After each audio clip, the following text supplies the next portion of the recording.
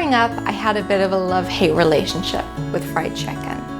I would love to eat the delicious, crunchy, craggy coating, but I just wasn't interested in the meat that lay beneath it. Lucky for me, I had a sister who was my exact opposite and was happy to trade meat for skin. These days, I'm a little more open to eating the entire piece of chicken, meat and all, but nothing makes me happier than a delicious bucket of crispy, crunchy fried chicken.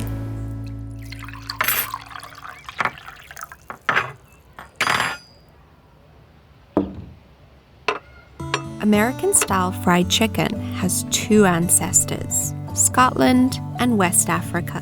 Although they wouldn't have used the flour breading or aromatic seasoning that is found in Southern-style cooking today, the Scots would commonly deep-fry chicken pieces, whereas other Europeans were roasting or boiling their meat. When Scottish immigrants settled in the US, this is one of the dishes that followed them to their new homeland.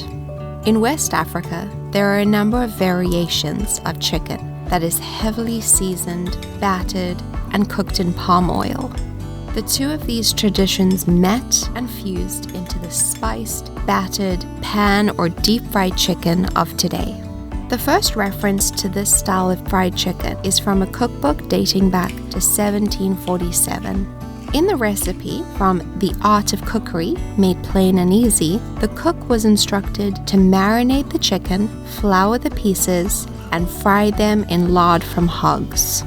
The book was from England, and it was a common household item in wealthy American homes. The book became popular on both sides of the pond. In the US, fried chicken is deeply connected to slavery, particularly in the southern states. Many foods developed by slaves consisted of ingredients that were available to them and influenced by the food styles people from different cultures brought with them. Chickens were one of the few food sources slaves were usually allowed to keep for themselves. These were kept for eggs, and on special occasions, a bird would be fried up. The long-term significance of the connection between frying chicken and slavery is that, along with other foods, such as chitlins, these were used to develop stereotypes about African Americans, and many foods that had been prepared by Black Americans for generations were stigmatized. During the Jim Crow years, it was not uncommon for racist images or names to be used for fried chicken restaurants. Fried chicken was not reserved only for slaves, but as they were the ones doing the cooking in the homes of their slaveholders, fried chicken was served at the table of white slave owners too. Frying battered foods remains popular in the southern states, and in the middle of the 20th century, the changes to farming practices allowed for middle or even working class families to be able to afford a chicken for frying regularly. This often took the place of the Sunday roast, popular in the North and in England. It was also a popular feature on the table at potlucks, common for social gathering, sports meets, or church events. Kentucky Fried Chicken was started in the 1930s by the famous Colonel and was turned into a franchise in 1952. Today, there are locations in 150 countries around the world. The rise of fast food chains, starting in the 1940s, spread the popularity of fried chicken throughout the US and the rest of the world. All of the herbs and spices in this chicken, all 11 of them, smell delicious.